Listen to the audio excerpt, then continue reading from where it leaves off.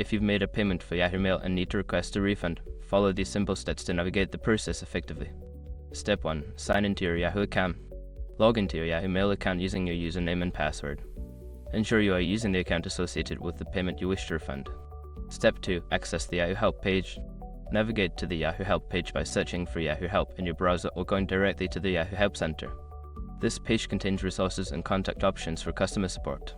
Step 3. Find the refund request section. Look for the section related to billing or payments. This may include FAQs or specific instructions on how to request a refund. Familiarize yourself with the policies regarding refunds for your subscription. Step 4. Contact customer support. If you cannot find the information you need, use the contact options provided on the help page to reach Yahoo customer support. You may be able to chat with a representative or submit a support ticket. Step 5. Provide necessary information. When contacting support, be ready to provide details such as your account information, payment method, and the reason for your refund request. This will help expedite the process.